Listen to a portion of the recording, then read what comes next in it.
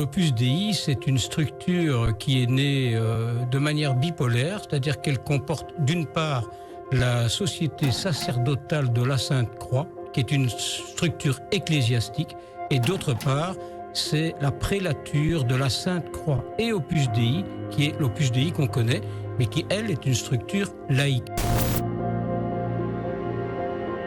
José María Escrivá di Balaguer, il est né en 1902 dans la province d'Aragon, en Espagne. Son livre de référence qui s'appelle Chemin, Camino, en espagnol, qui comporte 999 maximes, a été publié en 1939. Sa personnalité est simple puisqu'il est d'une part opposé à l'islam, d'autre part opposé au communisme et de troisième part opposé à tout ce qui concerne la franc-maçonnerie. Il y a une quarantaine d'années, l'Opus Dei avait une réelle influence auprès de l'Église. Aujourd'hui, c'est relativement différent. L'Opus Dei est une structure d'influence qui comporte à travers le monde à peu près 100 000 membres. Et cet Opus Dei-là est un levier de pouvoir à l'intérieur de l'Église catholique. L'Opus Dei a fait partie de structures comme la loge P2 en Italie. L'Opus Dei a mené des opérations financières particulières, a investi dans la Banque du Vatican d'une manière massive lors du scandale de la banque Ambrosiano, etc.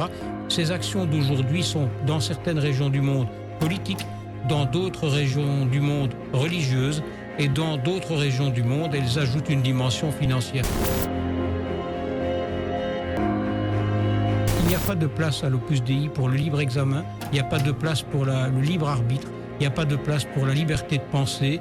L'Opus Dei, d'une part, impose à certains de ses membres de se faire du mal physiquement, et d'autre part, l'Opus Dei exerce une influence psychique relativement dure à l'égard des jeunes. Il suffit de voir les résidences de formation de l'Opus Dei qui prend en charge des jeunes gens qui ont 16 ou 17 ans, parfois moins, et qui leur font vivre un enfer éducatif qui est relativement compliqué. Je dirais non, parce que l'Opus Dei n'a plus l'influence qu'il a pu avoir. Il y a une quarantaine d'années, et même dans les années 70, l'Opus Dei, d'une manière directe ou indirecte, détenait 80% de l'économie espagnole. Rien ne se faisait sans l'accord de l'Opus Dei. L'Opus Dei est une machine de pouvoir qui peut faire peur parce qu'on continue de lui prêter un pouvoir que peut-être d'une certaine manière l'Opus Dei n'a plus. Cela étant dit, lorsque ce livre a été écrit, j'ai bénéficié d'une protection policière parce que certains pensaient que des extrémistes opusiens auraient pu s'en prendre à ma personne. Donc faut-il avoir peur de l'Opus Dei? Non, mais en réalité le doute est permis.